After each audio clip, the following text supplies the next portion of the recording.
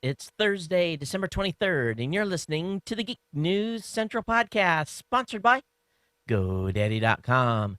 Geek News Central is a proud member of the Tech Podcast Network. I want to get a great show for you, and yes, doing it early because, hey, it's the holidays. Why not, right? But I got a great show for you. You know what comes next. Strap in. Here it comes. All right, people, I need a go, no-go for the Geek News Central podcast. Digital archive recorders. We're go fly. Microphone. We're go fly. Video feed. Go. Web browser. Go. RSS data stream aggregator. Go fly. Interflux Toddism suppressor. All right, I'm confused. Host readiness check. Welcome to the show. Welcome to the show. Voice ready confirmed. The Geek News Central podcast is a proud member of the Tech Podcast Network. If it's tech, it's here. All right, ladies and gentlemen, we are ready to go. Cue Todd in 5, Button, who's got the button? 4, There is no cause for alarm. 3, Everybody hold on to something. 2, Just press the button. 1. Aloha and welcome to the Geek News Central podcast. My name is Todd Cochran. We're recording live as it can be from the beautiful state of Hawaii via the Geek News Central studio overlooking Honolulu. Hey everyone, welcome to the show, and still got a little bit of a cough, hanger on, I guess, and it just doesn't seem to want to go away, but we'll trudge through the show today. Boy, oh boy, here we are. We're December 23rd, and really, show number 637. We're just a few short days away from Christmas, and of course, the kids are excited, and I've got I found that my iPad also provides feedback. Let me put that over there. Kids are excited for Christmas, and as can be expected. Of course, it's kind of odd here in Honolulu. It's 80. You expect it to be cold. We've had on and off again, nice weather. Now it's raining again this afternoon. Got a hint of trade winds. But, again, I'm sitting here in my shorts and a very gaudy Aloha shirt just for you guys. And but it's time to kind of kick back. And that's what I've been doing the last couple of days, kind of put myself on a self-imposed vacation of sorts, even though I did have some work to do this morning. But other than that, just been trying to really kind of take it easy over the holidays before the big rush at the beginning of next year. If you're new to the show, I want to welcome you. And, of course, for all of you that are longtime listeners to the show, those of you that are part of the Ohana, thanks for being part of the family, and thanks for staying subscribed. Of course, if you're new, you definitely want to check out the show and get subscribed. And you can do that via the second column of the website. You'll find an iTunes link, Zoom Marketplace. You'll find an RSS feed there. However you're consuming content, it's the best way to really get hooked up with this is to subscribe to the show. And that way you'll never miss a single episode. So far as the newsletter goes, the newsletter contains really everything I covered during the show. So getting signed up for our newsletter, you'll find a link to it there on the website as well, is as critically important, because I'm able to really just condense everything I talk about during the show. Then I do an email blast on that. And then when you pick up the show and you listen to it, you'll be able to go back to the email and refer to the articles that I've reviewed, as well as, of course, coming back over to the website at geeknewscentral.com and checking out all the great content over there and our host of writers that are writing for the website. Of course, if you're watching today, matter of fact, I didn't start the folks on Roku, so let me start them.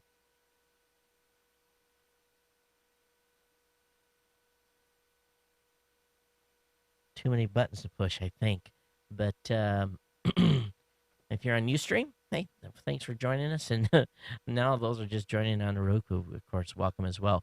For those of you that are watching either via your Vudu or even on the Boxy or even the Roku, thanks for being here and being part of the family.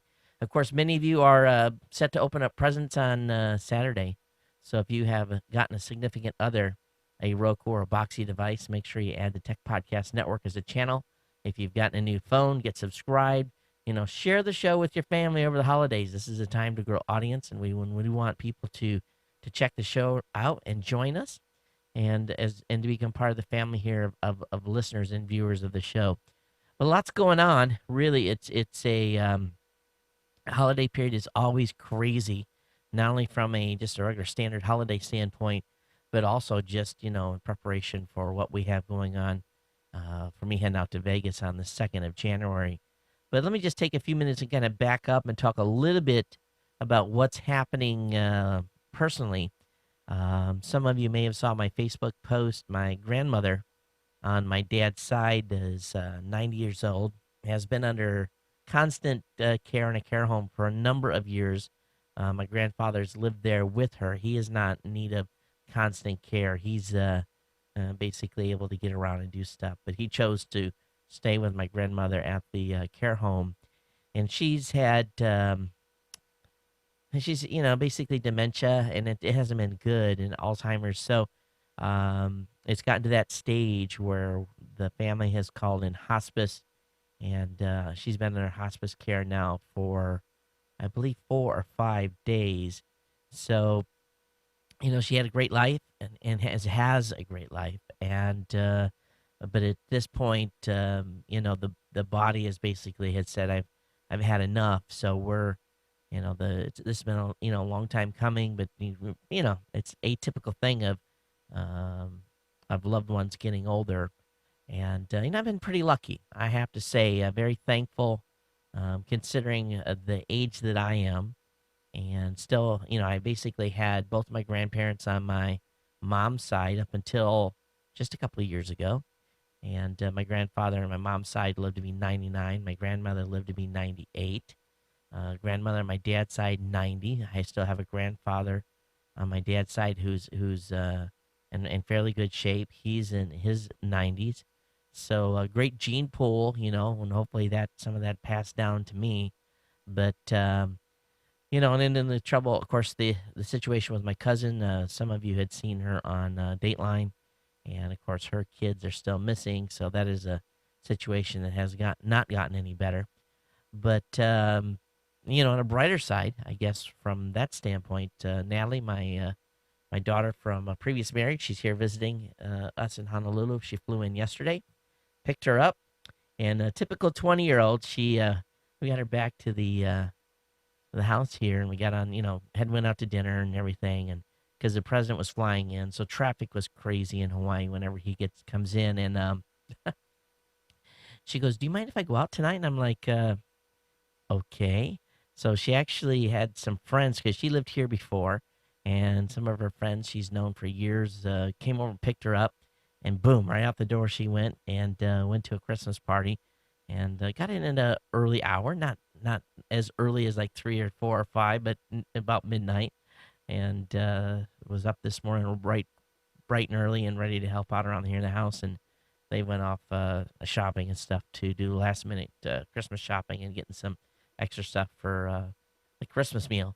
But it's from that standpoint. You've got the sadness on one hand, and then you've got the joy of being with daughter. I really haven't seen her for a very long period, for more than a couple of years. So it's nice to have her here in Hawaii with me, and she'll be here to January 1st when she heads back. I wish she was here until her birthday because she turns 21 right after the new year, and I always wanted to be able to say, okay, here's your first legal drink on me. So she'll probably enjoy that with her friends or whatever. So it's all good. But hope everyone's taking it easy and not stressing up too much on the holidays. Number one time for heart attacks. So just kind of unplug a little bit if you can, and if you eat a lot, get up and walk around, and don't sit in front of the blue tube too much. So on a more technical nature, something I found, I had Annie McCaskey, one of our partners that's going out to CES, one of his employees had been working on our intro for Vegas, and we basically went through a couple of revisions of it, and we finally got it down, and I'm real happy with the end product. And she sent me over the basically the project yesterday. I downloaded it via You Send It, got it in, put in my Mac, and got all the graphics pulled in. And she was using a version of Final Cut that was older than mine, and still using live type. Now, the new version of Final Cut does not use live type whatsoever. So all those live type project graphics were essentially MIA. And I went through one heck of a time getting that figured out. But does anyone know how to install live type standalone. Is there a way to do that? I searched around the internet a little bit, and it's kind of murky. Some people have been able to do it, but I'd like to keep this project spread across a couple of machines, and I didn't want to have to go through and go through the process I went through on the other one to get it set up. But anyway, I've got all the videos edited.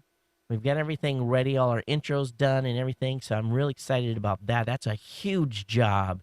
It was about 6 hours worth of final editing to get everything done. It's plugged into the TriCaster. We've got it set in the laptops that we're going to be taking out for editing content. The ads are all drawn up, and I was going to show you guys maybe we can do a sponsorship thing here and knock 3 out. Oh, I can't even do it because it's in a different work file. I'm going to have to talk about the sponsors myself. I'll have it uploaded on the next show. So there's going to be one more show here in Honolulu with the TriCaster. Then I have to ship it. It's got to go to Vegas, and so it doesn't cost me an arm and a leg more than it already is. And so we'll have one more show with the TriCaster here in Honolulu next week on Monday, and then Thursday show will be. Don't know what I'm going to do. I'll do something. I'll do some sort of a live video cast with, of course, the audio recording as well. But it won't be with the full-blown system, as a lot of the gear is leaving the studio to support the studio at CES. Of course, we announced last week essentially 2 new sponsors that have come on board for Vegas. One of them is Audible. You guys know that I'm basically been using Audible for about a year. And really, my exposure to it was a little different than most people because I was an avid book reader. And I really never see the need to listen to an audiobook. And I was kind of, I was convinced once Audible came on as a sponsor the first time back in the spring, and I tried it, and I was just, completely blown away by really the experience because, when you're reading in your head, you get the connotations of the book, and it's the way you interpret it. But when you hear someone else, a professional reader, and almost a professional performer, do the audiobook, it's pretty amazing. It really is, and I'm really impressed. So you guys ought to give it a try. You get a 14-day free trial, audiblepodcast.com/CES. There'll be a link up on the show notes and the website banner there as well. Just click on that, audiblepodcast.com/CES. Now, this kind of takes away a little bit from the bottom line here, but we have an amazing deal by GoDaddy that just is, this is a deal that does not come around very often. I actually don't get credit within the show. In other words, if you guys make a purchase on this code, it does not support me, but it supports our team's effort for CES. But they're giving us a 25% discount code for new customers. And I went through and played with this for a little bit and tried hosting accounts, and I tried domain names. Man, oh man, what a way to save some money. So CES25 is the promo code that we've got from GoDaddy as a special deal. It's a 25% off coupon for new customers only. You have to be a new customer. It's not for existing customers. You log in with your existing customer account and use the code. You're not going to get the discount. It's, again, for new customers. I've actually got a thing up on the website. It shows, let's see if I can bring that up. It actually it has a big yellow banner. It says special offer on your first order. So again, this is a special offer for people that order from the first time for GoDaddy.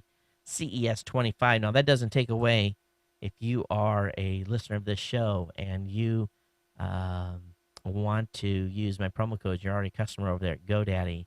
All you really have to do is go to geeknewscentral.com. There's a link in the section that says important links.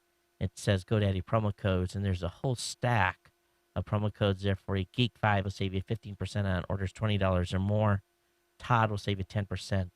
Geek will save you $5 off any order of $30 or more. Of course, we got ComSale 2, Geek $1.99 will get you a $1.99 domain name for a new customer. Lots of great promo codes, something there for everyone.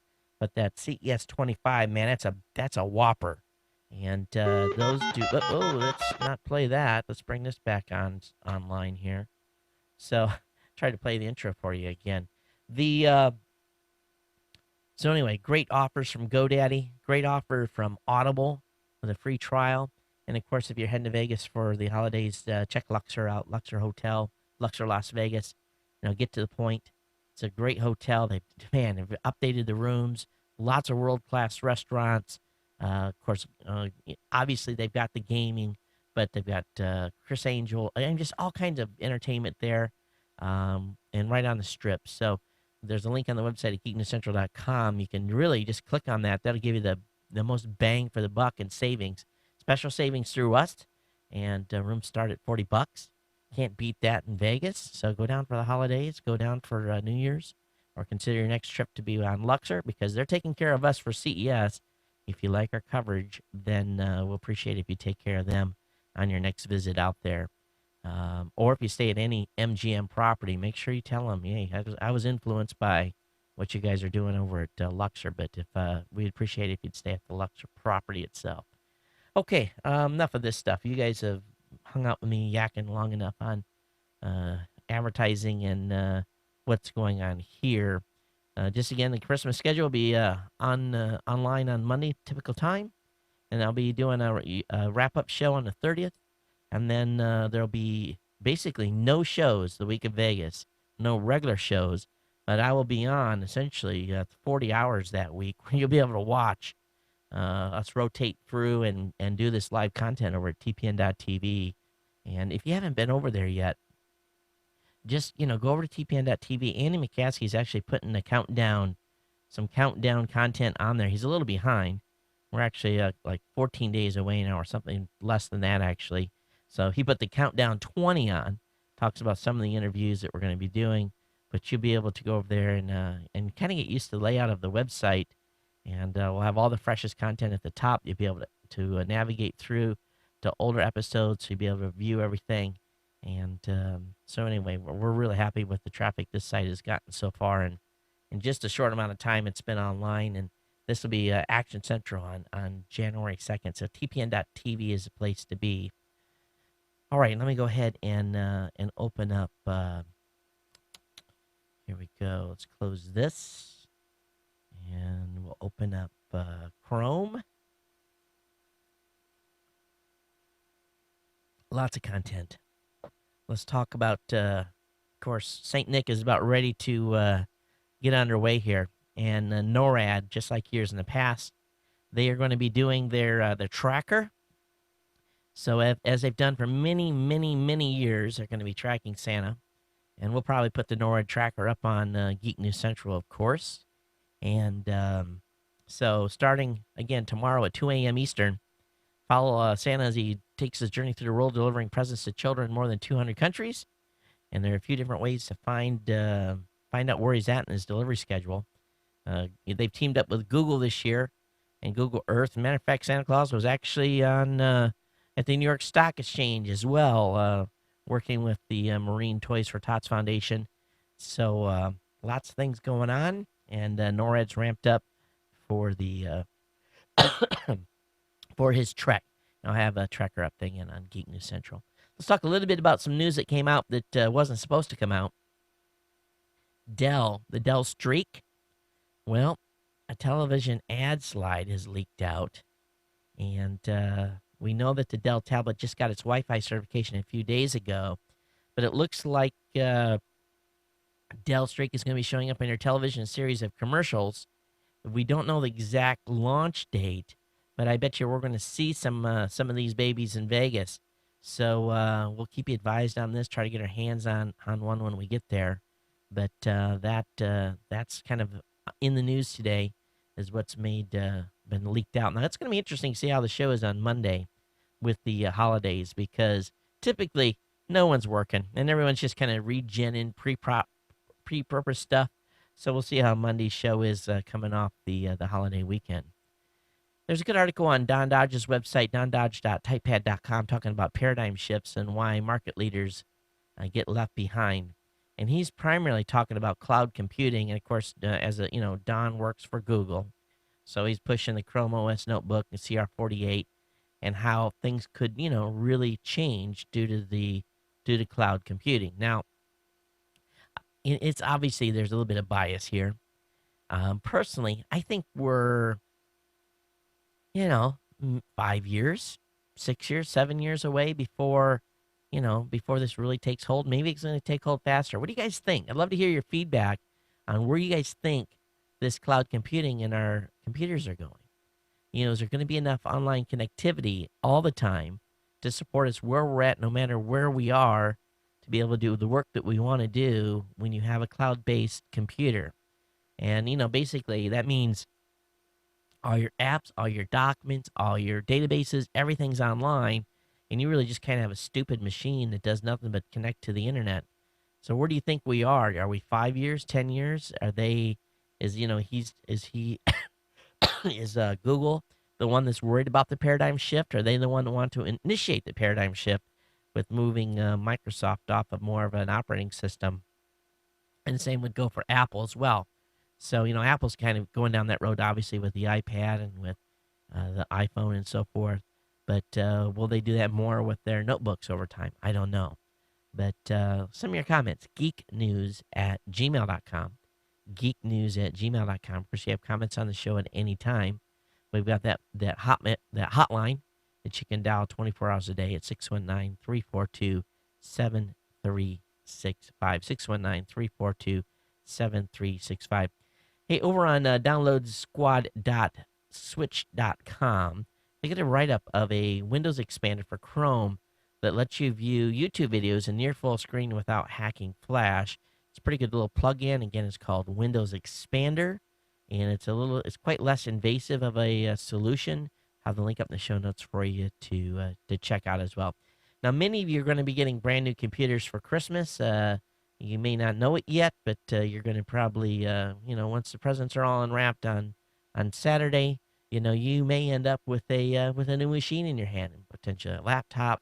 Now, if you have if you're getting a Windows machine, I hope that the person that is buying it for you has already preset it up with some software. If they haven't, now let's look at what some of the essential programs that you are going to need.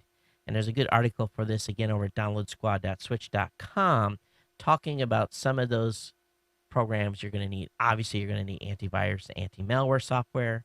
You're going to need to use, and the thing is, the Windows 7 platform is actually really good from a backup perspective.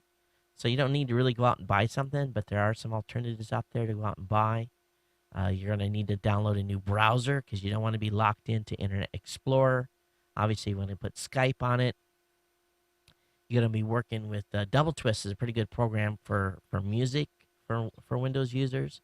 You know what I really like for photo management? I still like ACDC, but if you want something that's cheap, Picasa, of course, is available for you to use. So I'm still a big fan of Office, even though I use Google Docs quite a bit. Just get that Office Student Edition. You got kids in school, pick up, and Microsoft doesn't care if you buy an Office, the Student Edition of Office. They don't. But you could install the some other freeware programs out there that are available.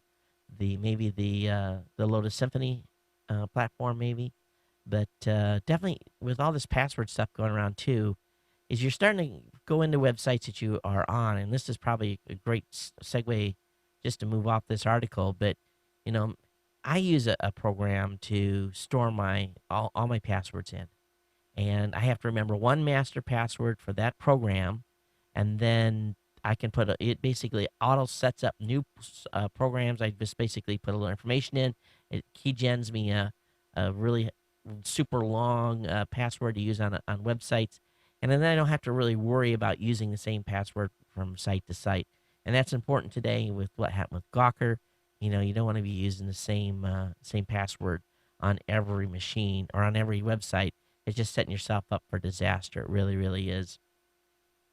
So anyway, make sure you load that computer up with some of those essential programs. I have a link up in the show notes for you so that you can go and review that after you get that new machine and start to get it loaded, because that's what all the geeks are going to do, right? You guys are going to get that baby fired up. You're going to start loading it with software. That's the first thing we do. We don't go surf the internet. We load her up. All right, let's talk about net neutrality. Let's talk about the FCC and their big kick in the gut over on Tuesday. I think I'm gonna, for the first time in a long time, I'm gonna agree with John C. Dvorak. John C. Dvorak says the FCC made net neutrality the terrorism on the internet, and we let regulation walk right through the door.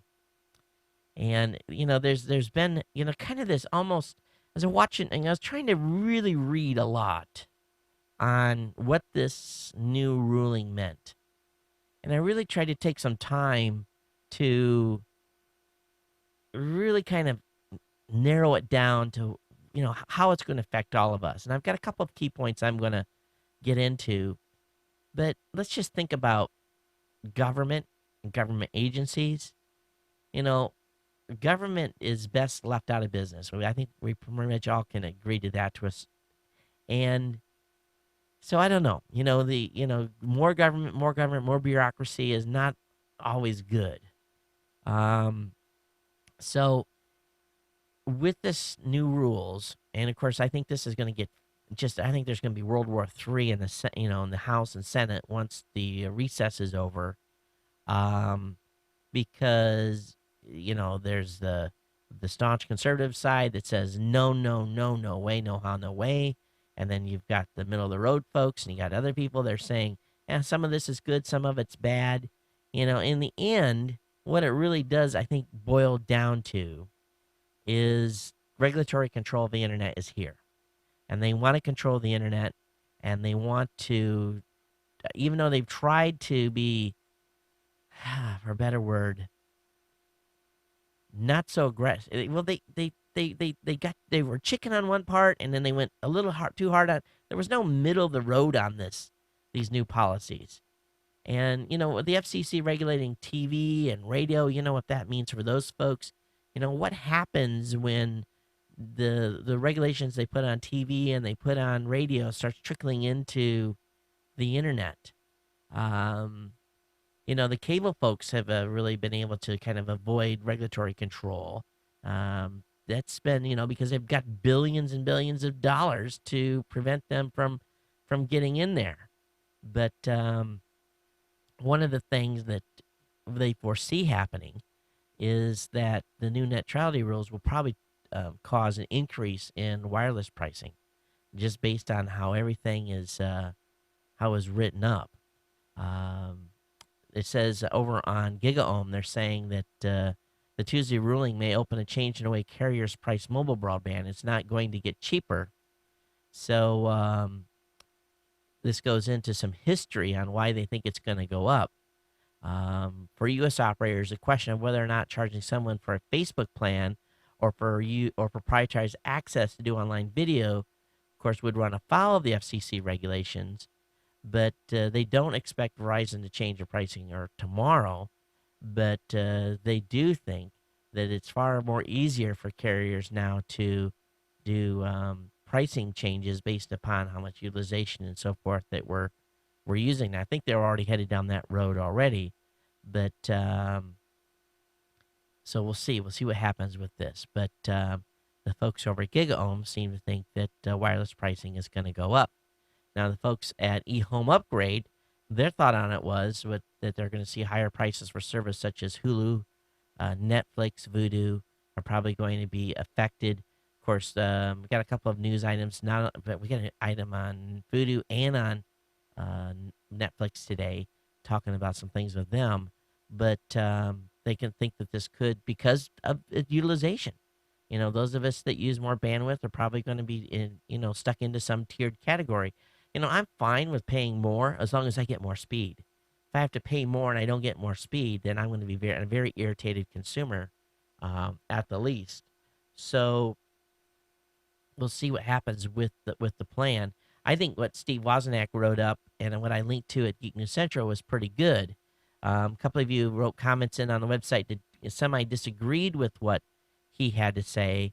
I don't mind paying for connectivity as long as I can pay for a higher tier. My biggest problem is my internet bills continue to go up and the internet service has gotten any better. I think this boils down to where the issue is not about speed, access, or really even HD video streaming. It's all about congestion, about how much stuff's being moved on the internet, and about the claims so and so forth that cable providers are being, unduly burdened to carry all this content. Well, that's what we pay them to do, right? So that's really what net neutrality boils down to, is that the ISPs want to have more control over what's going on over their network. So I don't know. And again, there's so many different ways to look at this. It's I'm having a hard time drawing a direct bead on where I fully where I fully stand on this thing. There's some provisions I like, some provision I hate. I hate it that the wireless folks were pretty much left, out of the discussion. If they're going to regulate, then regulate everybody instead of just nitpicking and who they're going after. So anyway, it's such is life. Okay, let's go ahead and move on to the next topic. Let's talk about an article over on Engadget on how they are basically the folks at Chevy are trying to explain away why 2 mile per gallon numbers are better than one. And they put together a pretty good YouTube video that goes into this. And I think we've talked about this a number of times on the show already, on why they're having why they've got two different numbers. And so they break down the Chevy Volt's fuel economy chart. So any of you that are thinking about getting one of these vehicles, you may want to go back and take a look at what Chevy has to say.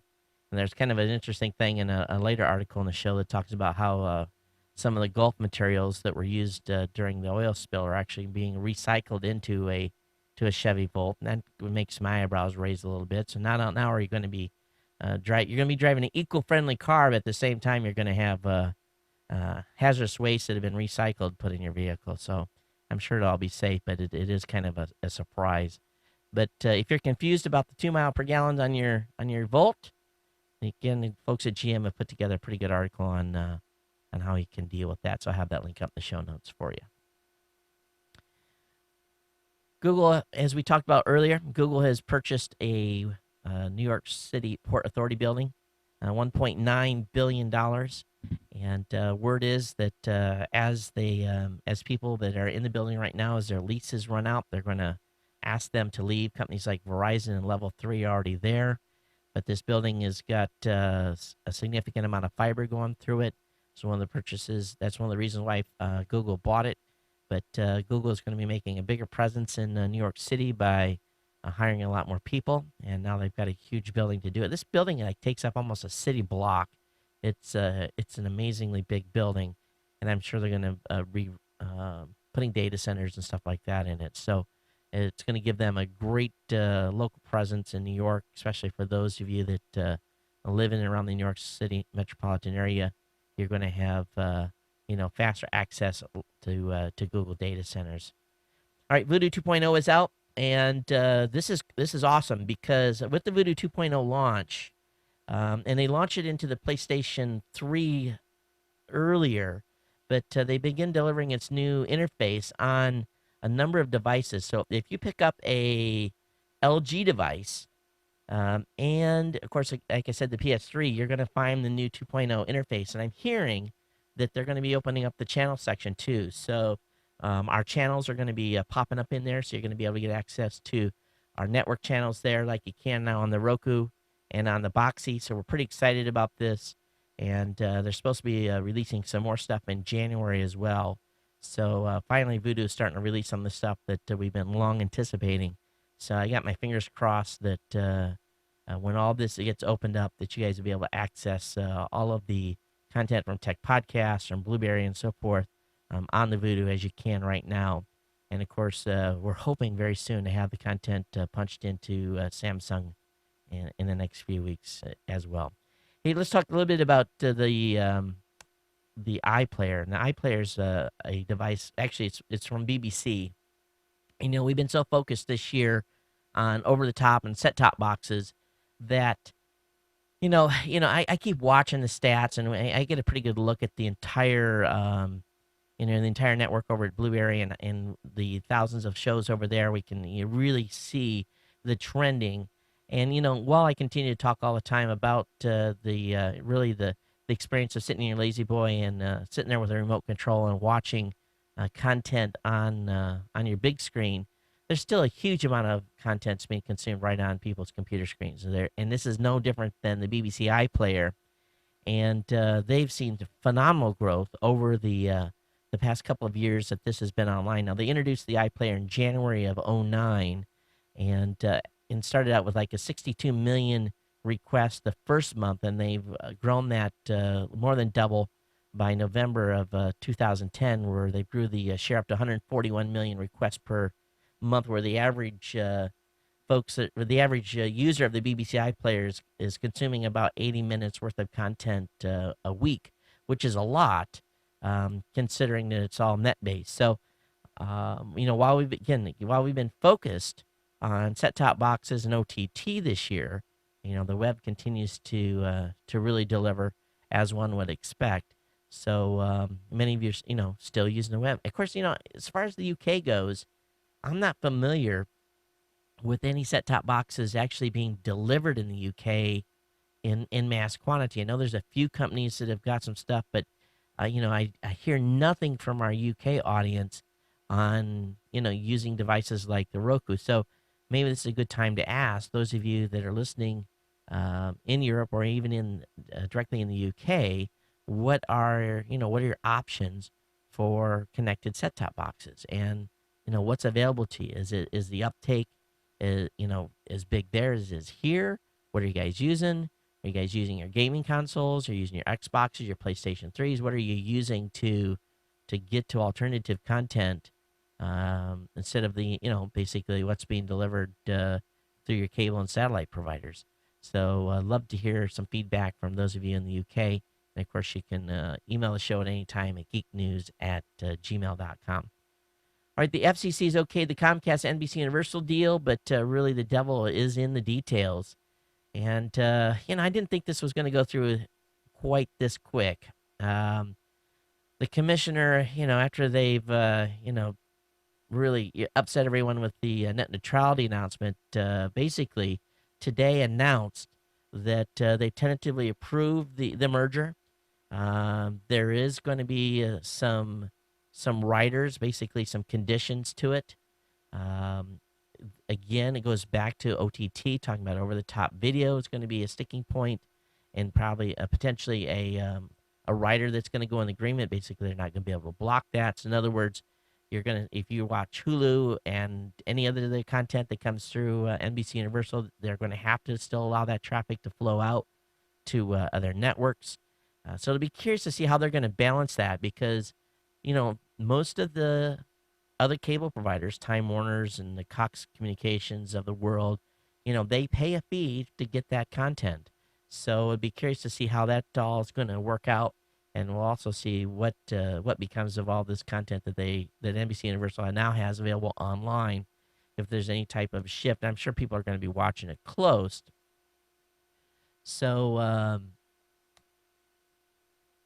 this has not completely been voted on, but it is potentially, it's basically ready to be voted. It could be ratified even next week. So we'll see what happens with this.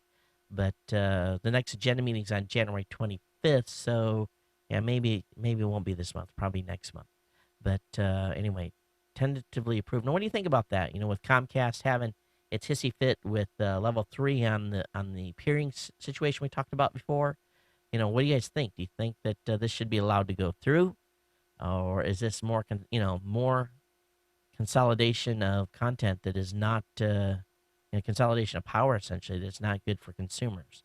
And we haven't had much feedback in the past on what people thought about this actual merger, but now that it's been approved, what do you think is going to be the end result here? And do you think it's going to be ultimately good, or is it going to be bad for consumers? Personally, I don't think it's going to help at all. Now, you guys know that when Apple introduced the iPad, and they really started pushing a streaming format that a number of set-top box providers have really kind of endorsed and basically jumped on.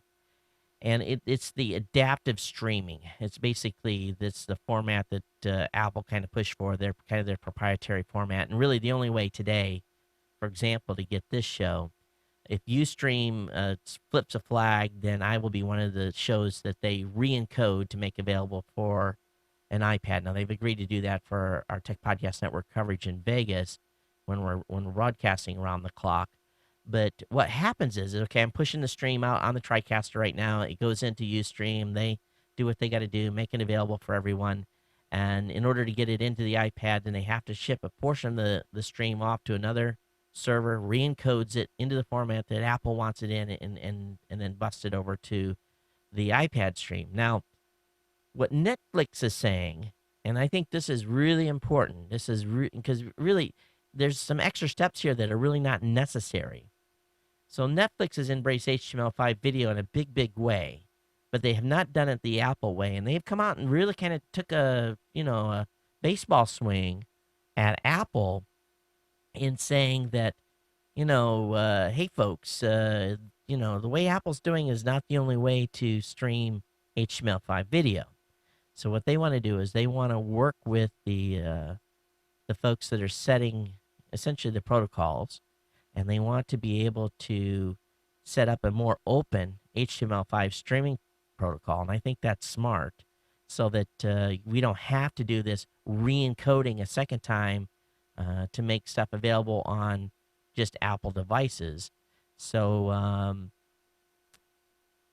it is an interesting development from the Netflix side, in that they want to be able to they want to make it, they want to go a different route. And I think it's important. I think it's going to help us in really getting more broad deployment, and allowing people that stream their shows like me some cheaper alternatives to getting content onto more devices.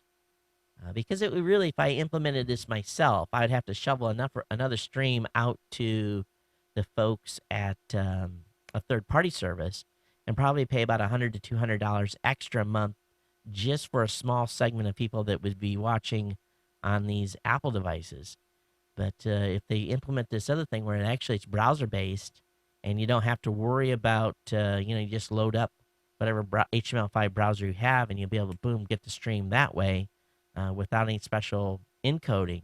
I think it's good. So time will tell on this, and I don't think it's obviously nothing's going to happen overnight, but I think Netflix has enough power in the space that they're going to be able to make some significant inroads for the benefit of all of us over time. It's just all about content consumption, and being able to drive it in more areas. Now, if you're a YouTube content provider, YouTube has spent $500,000 on new gear for creators, and 500 of its content partners were given $1,000 gift certificates to B&H to help them to up their game. And here's a funny thing: you can spend $1,000 at B&H in about 15 seconds on one item. So while it's a nice offer, a single HD camera is $6,000. You look at it's or actually on a pro side it's about $6,000. So it's a good suggestion. I guess most YouTubers maybe they don't need maybe all they need is a webcam, but they're trying to increase the quality of some of these producers' content. So it's a good gesture on YouTube. So we'll see how their investment pays off. But someone got themselves, at least 500 people got themselves an early Christmas present on YouTube.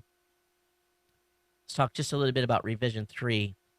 Of course, I've spent a lot of time talking to the leadership over there. Probably be seeing Jim in Vegas. Matter of fact, he's probably going to be using some of our bandwidth out of our studio. But I want to congratulate them. They've teamed up with The Onion to basically there's a audio show called AV Talk that has been one of the top 25 iTunes audio shows that they made it, and it's really a very popular show. They've done a collaboration with them where they're going to be doing a video segment in conjunction with Revision 3. So I think Revision 3's strategy of signing successful shows with pre-built audiences is definitely a big win. Now, Still a little bit up in the air whether or not Dignation's going off the air or not, but Jim's doing the right stuff over there. He really has, and they're moving forward just like Leo is, and there's some good stuff going on, and it's still early in the game, and we're happy to with our network of 6,800 content producers, happy to be. Of course, our model's a little different, but it's nice to be in there and moving forward and being profitable, and that's the most important thing in this economy is continuing to move forward in a sense that I don't have to worry on a day-to-day basis whether or not the company's going to survive. We're moving forward, and we've got gonna have some great things coming in 2011. Okay, let me go ahead and move on here. The holidays are pretty tough on bathrooms. Keep that old plunger handy because you just never know what's going to get brewed up.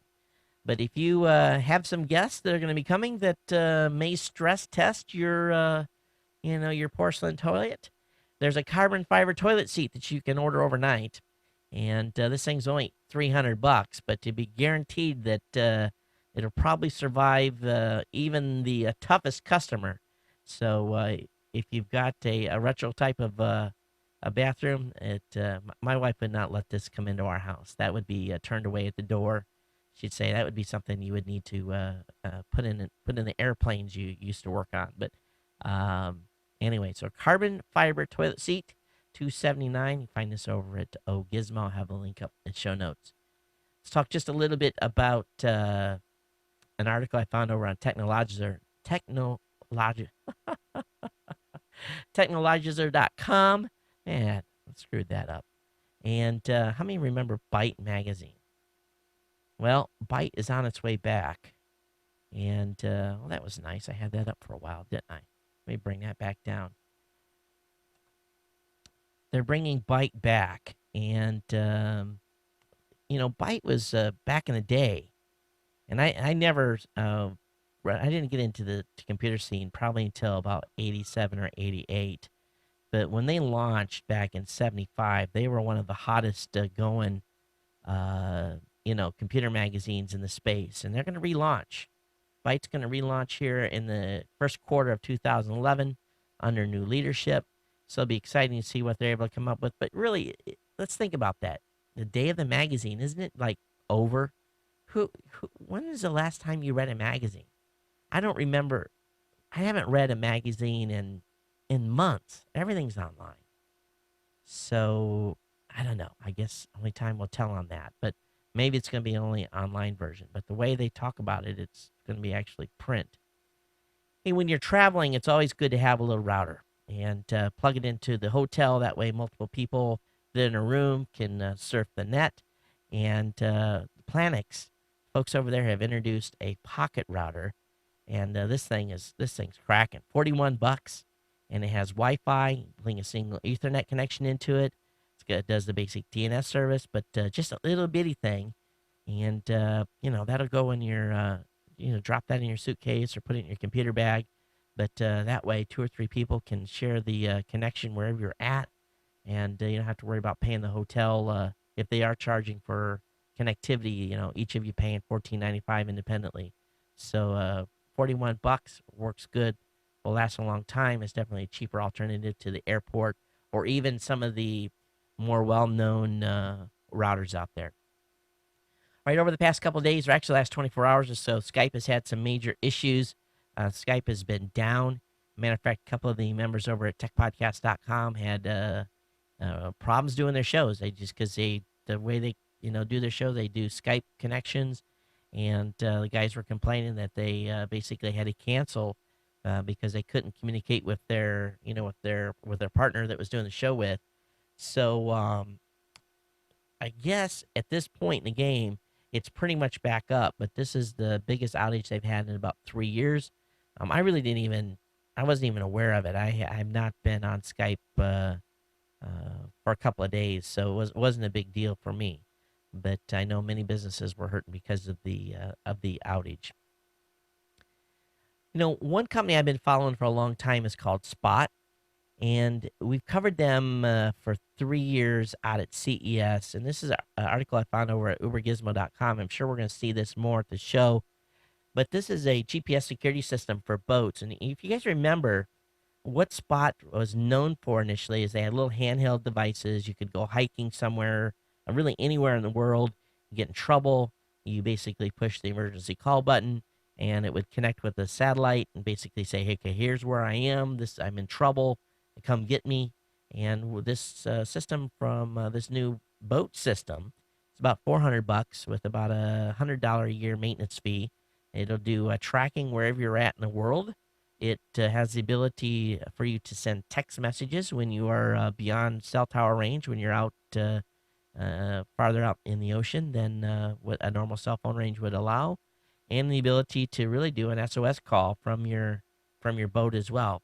So here in Hawaii, I'm sure this is going to go over big. We're having people that are always getting in trouble in their boats, and this is cheap enough that almost any boat owner could put on.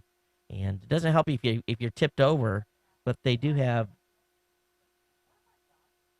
Oh, I got something playing here.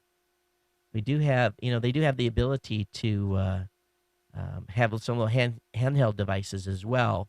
That you better hit your SOS button before the boat rolls over because it ain't gonna do you no good anyway afterwards. Let's talk a little bit about the Android market. The Android market is ready and raring to go. If you haven't been over to market.android.com, you'll want to get over there and check out what they have available. So for those of you that are Android users, they've changed up the prefix of the website. So again, it's market.android.com. Hey, a little on space news. There's a pretty cool video that NASA has put out. Actually, there's two of them. One showing a rover's eye view of the Martian moon, and the second is a video where it's a rover's eye view of Martian sunset. Those are available. I'll have those linked in the show notes. I found this link over at space.com. Article out by a research company who is now saying that because of the significant growth over the past couple of years in space junk, primarily from the Chinese blowing up one of their satellites, or actually impacting one of their satellites and having it discarded to all the other stuff that's been thrown up there over the year, that space junk now rivals as a weapon, rivals weapons as a major threat. They're spending a lot of time now moving the International Space Station around to avoid junk. It's almost a 2 or 3 time daily process where they have to, do some slight adjustments to the orbit and the altitude. But I think it's just a matter of time before, some manned space flight is impacted by some space debris to really get some attention. But we've talked about this a lot in previous shows, and we know that there's more than 21,000 objects that are larger than 4 inches in diameter that are being tracked by DoD's U.S. Space Surveillance Network. So there's, of course, estimates out there that suggest that there's more than 300,000 objects larger than 0.4 inches. That's about a centimeter. And, of course, several million smaller pieces. So even though space is big, it's a lot of stuff up there that can really do a lot of damage very quickly. So at some point, they're going to have to devise something to go up there and clean all that crap up. On the science front, there's a study has been done that, and I don't think this should come as any surprise, but they've done some DNA sequencing that have revealed some surprises that appears that there's a little bit of crossbreeding going on back in the Neanderthal days.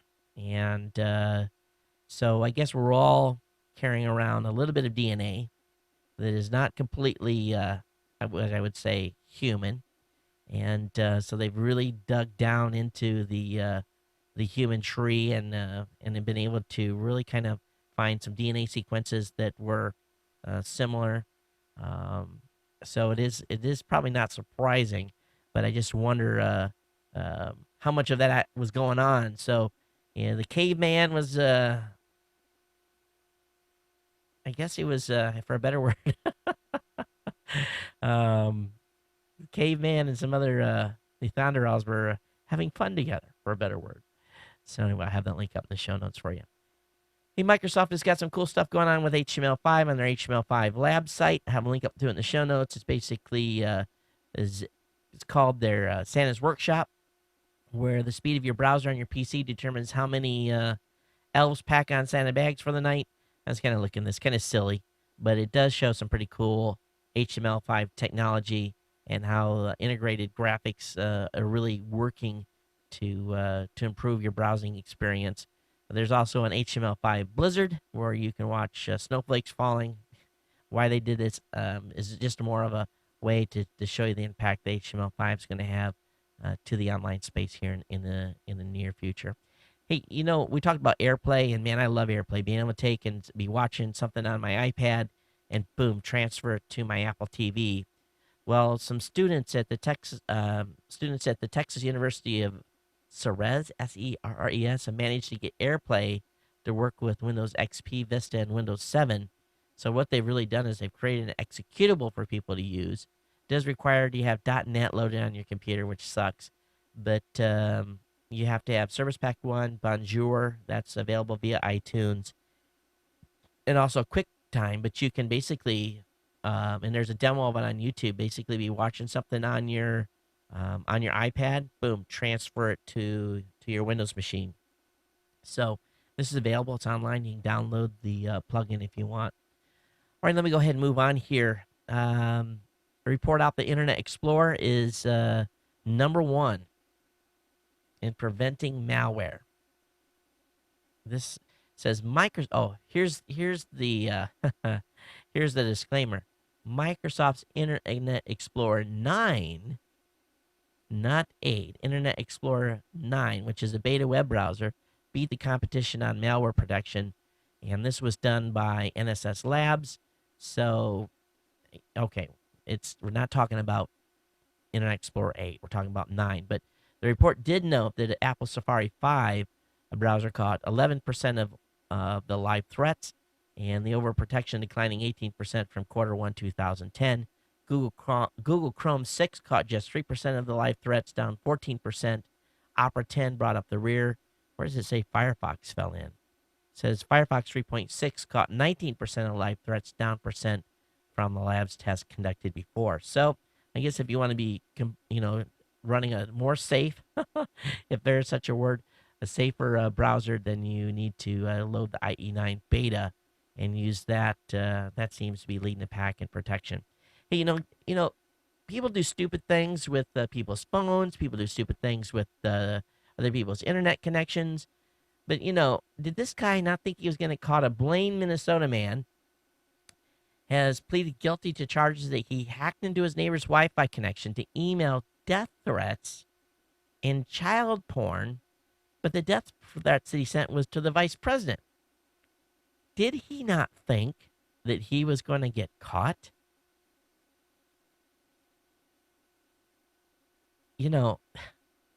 Stupid is stupid does. But he has pled guilty. He doesn't say how much time he's going to get. But he used Yahoo account to mail child porn to his neighbor's coworkers. Several emails were sent to coworkers. And he also, oh my goodness, and he also sent something to the vice president. So, yes, he's going to do some time. Stupid is, stupid does. You can't do the time, don't do the crime. Bank of America, they've been well known for really hammering down on anyone that has a website like bankofamerica.sucks.com or anything like that. But Bank of America has been buying up abusive domain names. I guess they've been buying hundreds and thousands of domain names for its senior executives and board members. And what people are saying is a defensive strategy against the future publication of damaging insider info from whistleblowers. So, can you imagine the expense? There's so many ways. It's impossible. How can they buy all those domains? You use someone's name, and you can buy any domain. And there's just no way to defend against that. But that's their strategy. All right, we have a zero-day threat for IE8. And this new exploit is, I guess, our Christmas present. The exploit has been discussed over the last few days and a number of sites, and Microsoft has announced that there is an issue and that it's going to be on the probably patch within the next month or so. But they put out an advisory regarding the problem, and the issue manifests itself when specially crafted web pages is used and could result in remote code execution on the client. What else is new? This is just another week, another 0-day flaw. Hey, over in New Zealand, the government has opened up the UFO files following following a lot of openness this year on these types of things. The New Zealand government has made public 2,000 pages of UFO eyewitnesses accounting back to 1952. Apparently, there hasn't been too much stuff that's important because this is the first I've heard of it. But the New Zealand newspaper, the Dominion Post, has apparently scanned the documents and made them available online. So you can go over to stuff.co.nz. Again, stuff.co.nz if you want to look at any of these scanned documents. So good job on the reporting company for actually scanning all of those. Now check this out. This is there was a lot of domain seizures going on right after Thanksgiving. Some of those were very questionable on whether or not the government should seize those or not. But now the Indie Music Association has come out in favor of seizing domain names of blogs that promote their music. It doesn't say about sharing music. It says promoting their music. This just goes on and on and on. Here's what they say. For years, we have called on the government to help fight piracy, including those websites that promote the devaluation of music and disregard the rights of creators by leaking early and without permission. Both the Obama administration and the Congress have started to provide creators with much needed support in recent months. The U.S. Immigration and Customs Enforcement, ICE, agency has taken aggressive action against infringing websites, recently seizing domains of 82 sites. Since then, ICE and its director, John Morton, have been taking heat, and in some print media for their actions. Absolutely. It is imperative that the music community let the administration know just how vital ICE actions are and how much we appreciate them.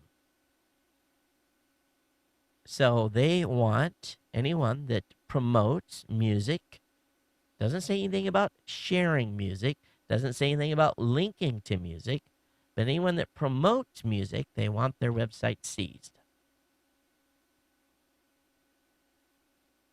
This really kind of flies in the face of record labels trying to be flexible and use blogs for promotion. So, I don't get it. They want their cake and eat it too. So I'm sure at some point the government's going to start seizing more domains. You talk about some music, they're going to seize your website. All right, remember this, the company called Right Haven? They're the ones that are these trolls that go after people that are supposedly violating copyright. Well, a new newspaper business they are going after sites that take images from specific newspaper sites in Las Vegas, and specifically the Las Vegas Review-Journal. Recently, there was a article done over there about the Videra Hotel in Vegas that was built in such a way that at certain times of day when the sun is pointing at it, that created basically a super hot spot on the ground. So what some of the sites did is they copied this image that was put out by the Las Vegas Review-Journal. And so what's going on now is Right Haven is going after all those sites that posted that illustration. Even if they link back with attribution, they're going after them. So just another way for these guys to try to extort some money out of folks. But we'll see how this turns out, and they'll probably lose more of the battles than what they'll win, like they have in the past. I had to laugh, though. I read this article on lifehacker.com, and actually I'm running long. It's how to get things done on an airplane. Well, my advice, they go through a bunch of stuff here. How to use your laptop the best, what kind of battery to have. And my best advice is just sleep, disconnect, take your time in flight to take a break, unplug. If you're forced to work, I'm sorry, but, that's the best thing to do during flights. There's not enough room, especially in coach. not enough room to do anything. You can hardly breathe, let alone break your computer out. Gizmodo has a good article about a dog that has a 1,022 word vocabulary. In other words, it can respond to 1,022 words. I'll have that link up in the show notes for you. Gizmodo also has a rail launch of a FA-18, and it's the first electromechanical launch. It's called EMALS, Electromagnetic Aircraft Launch System, and they actually released the tape on the first launch. So this is a big shift from the Navy going from steam to electromagnetic. Now, if you get stuck in the airport, come over to the website at geeknewscentral.com, and I've got a good article from Esquire.com I'll link to that will tell you all the great places to eat in the airports, okay? So if you get stuck in the airport, there are a few places, and you just got to know where to go that you can have a decent meal and not, be gagging down typical airport food. So if you get stuck, I'll have this linked up for you in the show notes. We're going to be talking about the Ford AppLink Sync in Vegas, but a good article about that today out, and I'll have this linked up in the show notes for you to check out. And good article by Scoble on South by Southwest. And, I've decided not to go to South by Southwest this year. It just, was not fun last year. Too many people, not very much socializing going on, standing in line for hours to go places. There needs to be some sort of other event where people can kind of just have more of a social geek out and not have to, it just wasn't fun. And so he's trying to figure out how to bring the fun back to South by Southwest and maybe doing it at a different location and calling it something else. But a good write-up by Robert. I'll have this link up for you to check out. And the last article tonight is, that's it. That's all I'm going to cover. Let me look at I don't know if being the holidays, I don't even know if we get any feedback on the show. Let me go into the comments. Today is the 23rd. Got an email from Jeffrey. Hey, Jeffrey, Merry Christmas. I hope that you do okay over the holidays. Thanks for dropping me a note, and I appreciate the note, obviously. Got an email here from Bill.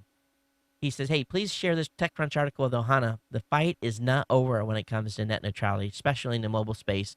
The comments presented in this article are actually scary. We need to get the word out to make sure those who don't understand this issue and the use of the words surrounding this issue, or we could find ourselves in a position we do not want to be in. Thanks for all you do. Keep up the great work. Enjoy the holidays. Bill out of Coatesville, Pennsylvania. Thanks, Bill, for that. Got a long email from Robert. He said, Todd, over the past few months, you've talked about recommended, linked to articles and so on about online content, apps, set-top boxes like Roku and Boxy. I have my computer connected to the TV, and this is what I use. Hulu Desktop, Boxy, Kylo, and Media Center. I do have Netflix also. Have not seen the need for a set-top box with the using of a computer. My Windows Media Center remote seems to work very well. However, I've come to like a cordless mouse better. Out of all this, my favorite is Kylo with a cordless mouse. It is the best browser I've used for a TV. Using cordless mouse is much faster than using a remote. Also, there's no need of remote or keyboard for typing. The large pop-up keyboard makes typing fast just using the cordless mouse. Also, a remote requires scrolling up or down or over side to side and hit the OK button. The cordless mouse is much, much faster. Works great on the arm. The rest of the recliner. I still use the Hulu Desktop and Boxy for my hard drive content and podcasts, mostly from my home network content. But the Kylo browser, for me, seems the easiest way to find something to watch. They build an icon links for the major sites on the web like NBC, CBS, Fox, ABC, and even TV Land network content. But the Kylo browser, for me, works well for playing content from their sites. I already know what shows I like to watch and what networks they're on, so it's faster for me than going through Hulu to find them. Also on the Kylo, when you bookmark a website, you get a large icon that is easy to see on the TV. For me, Kylo is bringing the entire web into the living room, and with the quick and easy zoom functions, any site is easily viewable. And also those Chrome web apps, I installed a few for the entertainment apps like Crackle, for instance, since they are web-based. I opened up the app after I installed it, copied the URL, and pasted it into Kylo, and it worked just the same. Thanks for recommending on your show to take a look at Kylo. He says, I put off buying a Roku or Boxy box because I'm most convinced the ultimate box would be just a small, quiet, compact computer with a Blu-ray drive and some USB ports. Can install Boxian for free.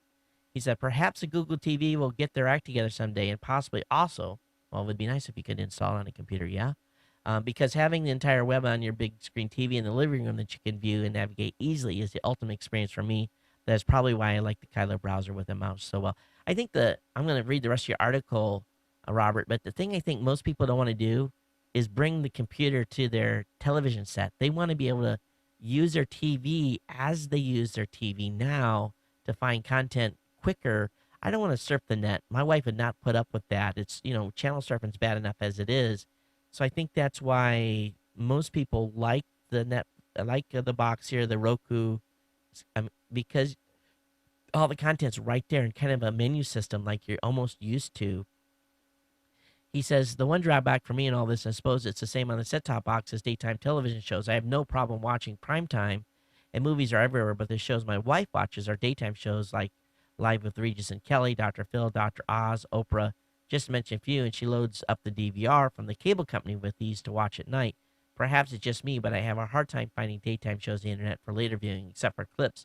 And as the old saying goes, if mama isn't happy, nobody is happy. If I cut the cord on the DVR, that might not be all that gets cut. What I need is something that's simple that she can use and watch the daytime content like she liked. Can you help me out? Us old geeks can survive, but what about a non-tech inclined person? I'm ready to cut the cord, but I have to overcome this obstacle. Also, I watch the Super Bowl online. If not, I might have to wait until the Super Bowl before I start cutting cords. Robert in Tennessee. Robert, as far as the wife goes, if she's not happy, don't cut the cord. My wife watches hardly any TV whatsoever. She watches no daytime TV. None. And even usually when I'm home, the set is off 3 or 4 out of the 7 days. When I'm home, I watch movies and stuff, so it's not like it would be a big loss for her. So I don't have that impact here, but I don't have an answer for you yet on the daytime stuff. Oprah's going to come out with their own network here soon, so maybe she'll bring something online as well, make it available. Only time will tell. I guess that's it. That's all for today, folks. And actually, we're right on time. So thanks for hanging out. And it's been fun. And for those of you that are subscribed to the show, they get the show delivered via your portable media devices. If you get this after Christmas, I hope you had a good one. If you get it before, be safe out there. We want everyone back after the holidays. So, just from a safety standpoint, drink and drive responsibly out there. And we want to thank everyone for all their comments on the family situation going on. That's been appreciated. But we definitely, my wife and I and the kids, we appreciate your support. Without you, the lights would not stay on. And of course, we want to thank our sponsors as well for, basically giving me the opportunity to still stay and live here in beautiful Hawaii, and to be able to afford to do that. It is very important that you continue to support the sponsors as time goes on. It's how we stay in business here, and I want to thank you all for your ongoing support. And of course, those of you that are insiders that have been contributing monthly to the show, thank you so much for being an insider. And I hope everyone that listens to the show, have a happy holidays or a Merry Christmas, depending on if you celebrate Christmas or not. But everyone, take care, and we'll see you back here on Monday for the last really kind of live show before we head to Vegas. And boy, it's gonna be crazy. It really is. And look forward to bringing you content out there. So until next time, everyone, take care and aloha.